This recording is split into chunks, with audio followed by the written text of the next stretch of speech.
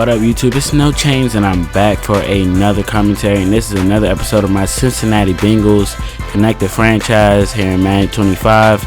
And as you guys know, this is an older mode. I am playing as Mike Brown, or using Mike Brown. I don't want to say playing as because he's not a player. But anyway, I'm going to be taking a look at our finances. You guys heard me in the first episode that it was sort of confusing to me, so I think I got the hang of it now. And right here I'm going to be setting the prices of my tickets, or I'm going to be showing you the prices. I actually set them already, but these are the prices that I have set, and we're going to have to wait and see how they turn out and whether that positively or negatively affects the fan happiness. Hopefully it affects them positively, and I got good feedback on the right side of the screen already saying that the tickets were quite cheap. And I'm going to be taking a look at the team apparel.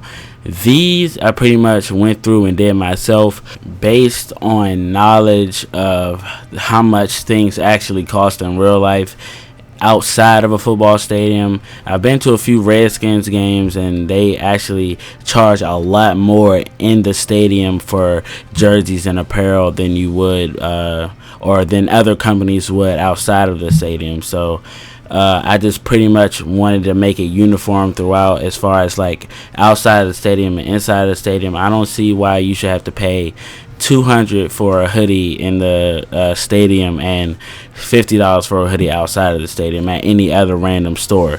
So I kind of wanted to make it similar to the pricing of those companies, like I said, outside of the stadium. But anyway, my strategy when it comes to owner mode and how I want to gain revenue is to have everything cheaper so that fans will buy more, and I'm still new to owner mode. I'm not sure if that's going to work.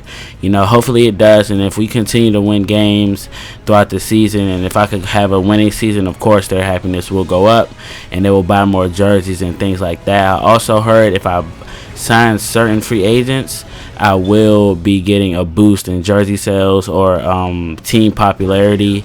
I don't know. It's a lot of stuff that goes into it. I'm still, like I said, trying to grasp it and get the hang of it. But speaking of free agents, the Redskins actually cut Aldrick Robinson, and being from the DMV area, Aldrick Robinson is a player that I see play a lot because the Redskins come on a lot. He's a speedy, deep threat receiver, and I think the Bengals need one of those because we don't have a valid big play receiver outside of AJ Green and sometimes Jermaine Gresham. It all depends on how Gresham wants to play. He's very hot and cold to me. But in this game, we're going to be facing off against the Tennessee Titans, as you guys can tell already.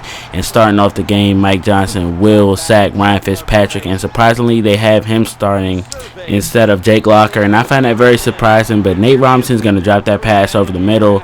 So we would end up receiving the punt and getting the ball back. And here's Andy Dalton throwing to a tiptoeing Jermaine Gresham for the reception for a gain of 21 yards. And here on second down and 13, Dalton's back to pass. He's going to find Mohamed Sanu on the right side of the field for the touchdown, and he is doing this dance. I'm not sure what dance that is. I want to say it's the Cat Daddy, but it looks ridiculous. But I do like the idea of having different touchdown celebrations. They've pretty much been the same for the last 2 or 3 years, if I'm not mistaken. But here's Giovanni Bernard cutting it back and doing a lot of cut moves, and if he did not run into Reggie Nelson right there, he would have taken that one back.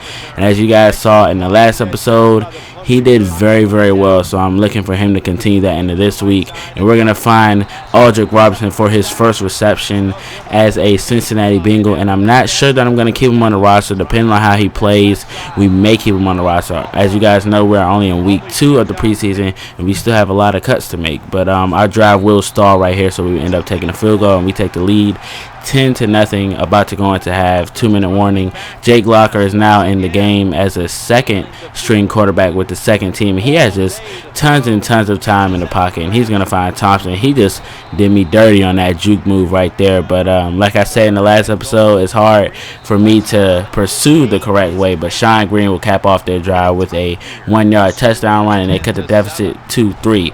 But here's Bernard Scott. As you guys know, he is a great kick returner. You guys saw that in the last episode.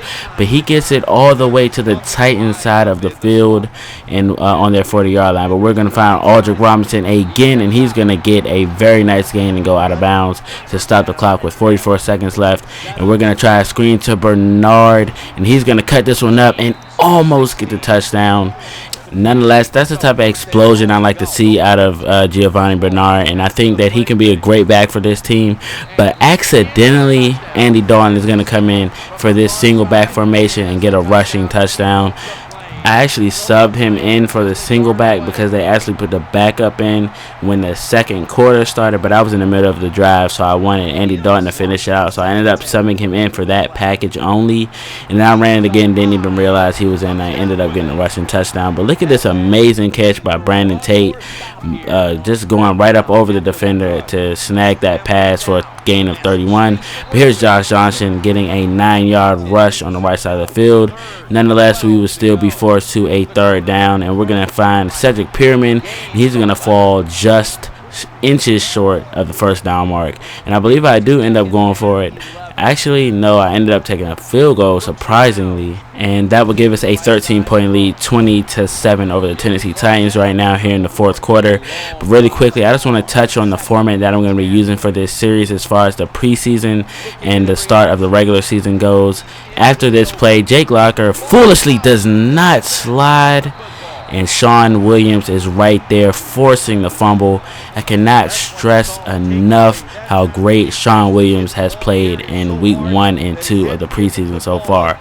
We know he can hit, we know he can cover, we know he can fly all over the field, but we did not know he could force fumbles. Usually, forcing fumbles is something that comes with being a big hitter. But anyway, like I was saying, as far as the format I'm going to be using for the preseason, this is the second week, like I said, and the next episode will contain 2 games, weeks 3 and 4.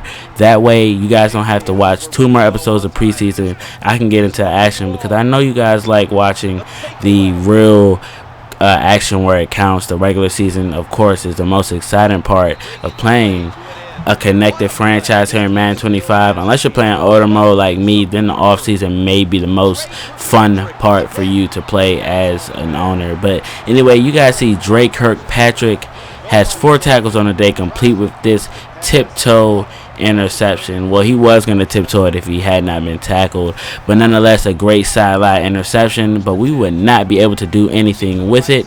And then they're going to have the ball, and they have a chance to actually score a touchdown, kick the extra point, and win this game. Let's see what they do.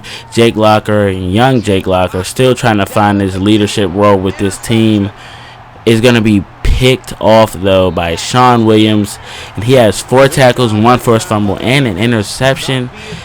This guy is the truth. We all know he's going to be starting. We all know he's going to make plays for this team. So I'm really excited to see him start and give him 4 quarters to perform and see what he can do. As far as defense, he might be the most exciting part for me, or defense, or the most exciting player for me to want to play with as far as defense. And on offense, you guys see it right there. There's Giovanni Bernard impressing once again, getting into the end zone. So this rookie class, I feel like the 2013 draft for the Cincinnati Bengals is a great one. We ended up getting Marcus Hunt, who's been playing great so far in the preseason. And look at this pick 6 by Pac-Man Jones. But really quickly, back to the draft class. We got Marcus Hunt, who has been getting sacks and tackles throughout the preseason so far. You guys heard me just talk about Sean Williams. You guys have been hearing me talk about Giovanni Bernard. And not to mention our first-round draft pick, Tyler Eifert. And I haven't really been using him, but throughout the regular season, you can expect me to use him a lot because I will run the jumbo sets, the twin tight end sets, and everything. So you guys have a lot to look forward to in the regular season. And Adam Jones, Pac-Man Jones, will get the player of the game for his pick 6 and that 1 tackle he got. I'm not understanding when a defensive player gets into the end zone on this, it seems like he automatically gets player of the game. But right here you guys see, we're going to take a look at our stats. 4 for 5 for Andy Dalton, 156 quarterback rating. I believe he threw a touchdown as well. Yes, he did. And then he had the rushing touchdown. So a very, very nice day one incompletion away from perfection for Andy Dalton. And Josh Johnson pretty much had a mediocre day. Aldrick Robinson had 3 receptions for 52 yards. So I would say he will live to see another week and fight for another roster spot on this team next week in week 3 versus who do we play?